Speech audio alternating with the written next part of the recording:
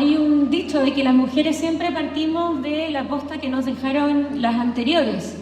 Eso ha sido una realidad, con una breve interrupción de 17 años, pero ha sido una realidad desde el decreto Amunátegui en el siglo XIX.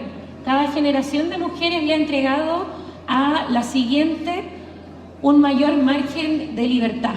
Y si estamos hablando hoy día de una ley integral en contra de la violencia hacia las mujeres, es que gracias a anteriores parlamentarias, anteriores ministras, anteriores gobiernos, logramos ir pasando, y por supuesto con el empuje de la sociedad civil, logramos ir pasando de la cultura de la ropa sucia se lava en casa, de la cultura de esto mejor no se hable, de la cultura de usted qué le hizo para que él reaccionara así, a crear delitos que pueden ser perseguidos, que deben ser acompañados por el Estado y que hoy estamos buscando uniformar en una ley integral.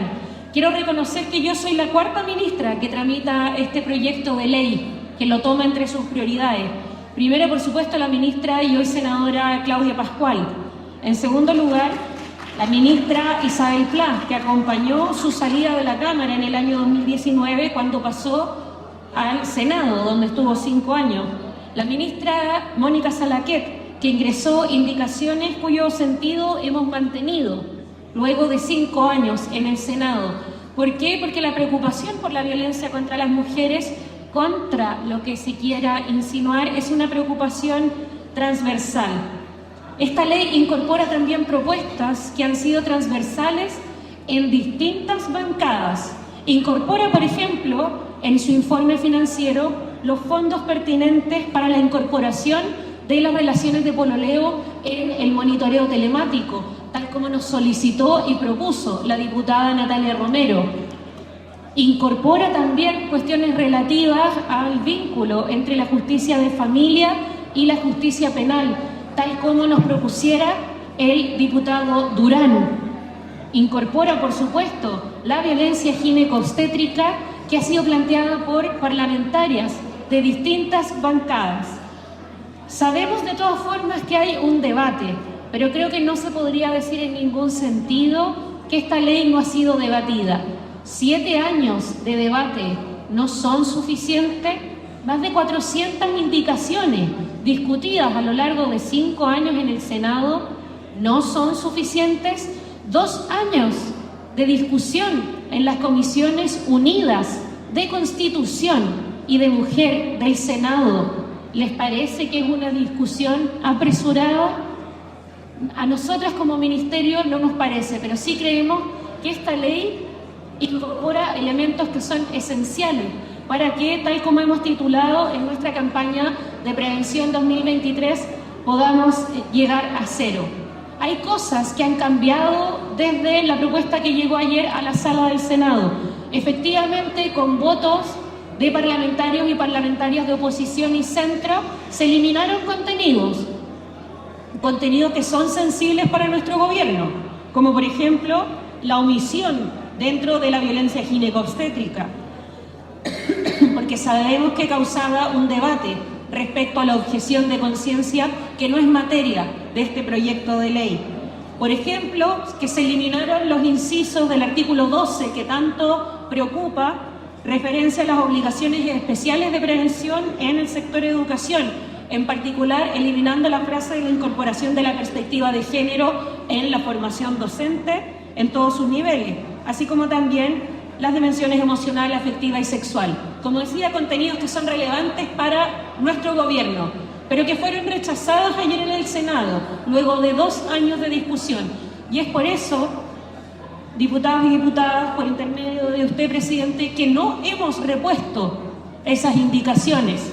Y el oficialismo, a solicitud de esta ministra, tampoco lo ha hecho, porque creemos que una ley tan importante, que ha sido tramitada por 4 ministras, que ha tenido indicaciones de todos los sectores y que fue aprobada ayer por una amplia mayoría en el Senado, merece ser una ley transversal, y eso es lo que estamos proponiendo. La incorporación de la perspectiva de género dentro de los protocolos con los que se atiende la violencia dentro de las escuelas, que todos sabemos que existe, no incorpora en ninguna medida las materias curriculares ni docentes, precisamente porque ello fue eliminado el día de ayer en el Senado e insisto, como gobierno no lo hemos repuesto, como gesto también para el arduo trabajo que han hecho parlamentarios de oposición aquí en la Cámara y en el Senado, porque podamos sacar una ley no solo integral, sino que además transversal. Nos señalan que esta ley no modifica aspectos sustantivos de lo que presenta el fenómeno de la violencia contra las mujeres en Chile. Quiere decir que eso no ha sido opinado de tal forma ni por el informe de la Corte Suprema ni por sectores transversales del Senado. Disculpe, ministra, les ruego por favor guardar silencio. Sí. Y no se trata, honorables parlamentarios, por su intermedio, presidente, de que esto fuera planificado para que estuviera el 8 de marzo. ¿Qué jamás me habría gustado a mí el haber tenido esta ley antes? Porque fue la primera urgencia que ingresamos como gobierno. Pero recién el 29 de enero pasado logramos despacharla del Senado. E insisto, después de 7 años de discusión, 5 de ellas en el Senado, una larga discusión que algunas parlamentarias todavía recuerdan porque estaban en esa legislatura, nos parece que es hora. Tenemos otras cosas que anunciar y eso a mí en particular no me preocupa la ley. ¿Por qué? Porque sabemos que gracias al presupuesto 2024 vamos a poder aumentar en 10.000 las mujeres usuarias de los centros de la mujer que no requieren denuncia previa para poder atenderse y orientarse. Porque muchas veces lo que se requiere para embarcarse en una denuncia es precisamente ese proceso de acogida y orientación previa. Porque hemos aumentado más del doble los centros de atención especializada en regiones. Cuando partimos había solo en la región metropolitana de Biobío y Valparaíso. Hemos inaugurado orgullosamente en Atacama, Maule y estamos por hacerlo también en Alto Hospicio, en miras de cumplir el compromiso del presidente de que cada región del país va a contar con un centro para los delitos más complejos de género como la violencia sexual, el femicidio frustrado y las lesiones graves.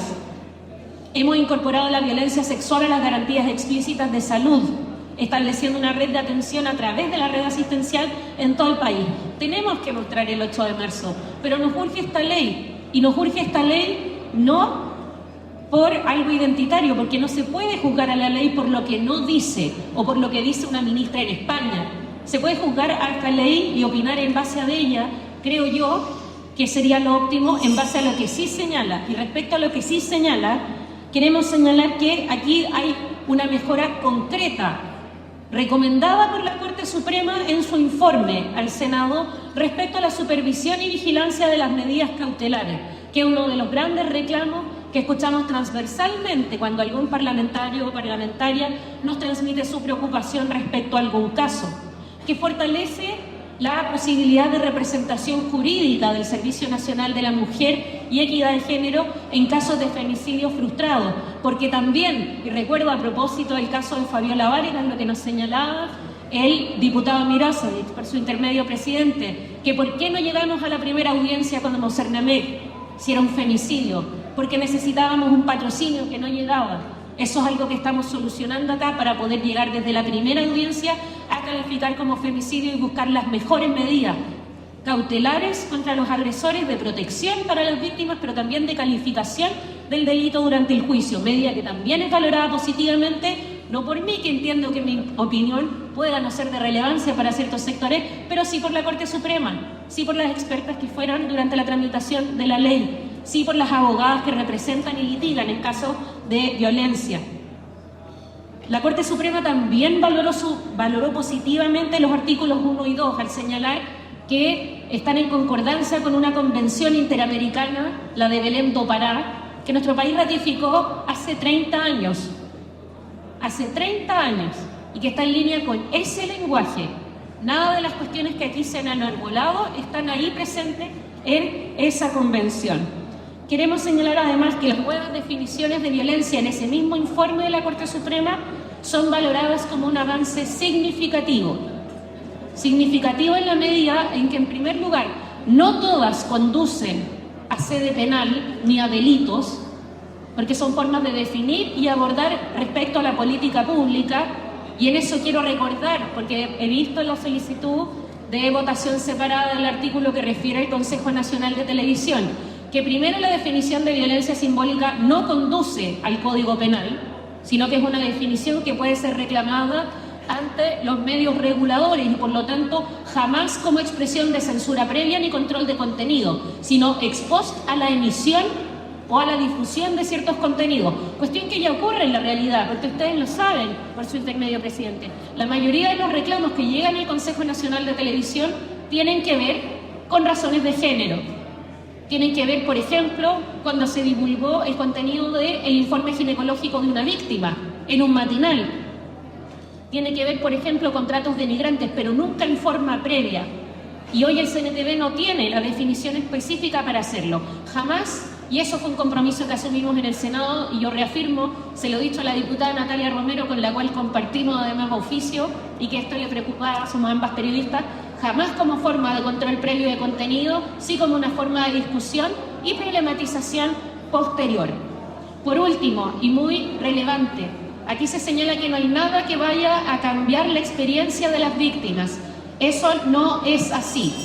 El proyecto de ley, cuyo informe financiero hemos aumentado en un 18%, cuyo proceso de elaboración financiera ha sido acompañado por el Banco Mundial, incluye en estas medidas la creación de un nuevo sistema de gestión para la atención a víctimas, porque de acuerdo al informe solicitado por la ministra Salaquet durante el gobierno del presidente Piñera, en el informe Hoja de Ruta Crítica para las mujeres que viven violencia, las mujeres deben tocar demasiadas puertas, deben responder demasiadas veces lo que les ocurrió, y eso genera resentimiento, desazón y poca credibilidad del sistema.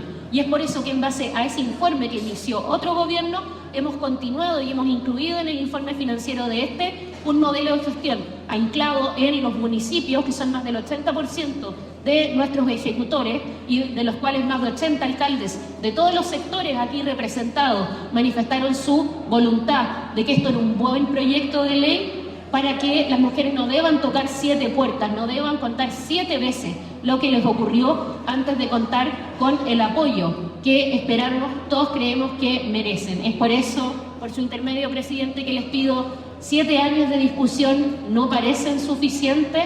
Bajo 3 legislaturas distintas, nosotras creemos que sí, y que hay medidas que necesitamos empezar a aplicar ya, como por ejemplo la ampliación de la red de atención, como por ejemplo la mejora de las medidas cautelares, como por ejemplo la supervisión de los tribunales, no a cargo de las víctimas que avisen que no les están haciendo la ronda, sino precisamente de las instituciones, y por supuesto la mejor coordinación con los organismos relevantes en la persecución penal, como lo son por supuesto el Ministerio Público, que conoció este proyecto, que formuló recomendaciones que fueron ingresadas como indicaciones por este Ejecutivo y que fueron aprobadas en el Senado. Es decir, hay pocos argumentos concretos en la tramitación de la ley para decir, en primer lugar, que no ha habido un trabajo transversal ni con múltiples instituciones y sectores, y en tercer lugar, que no ha habido gestos para incorporar todas las visiones. Es por eso que llamamos a aprobarlo, a que por fin, después de 7 años, este proyecto pueda ser ley de la República. Muchas gracias, presidente.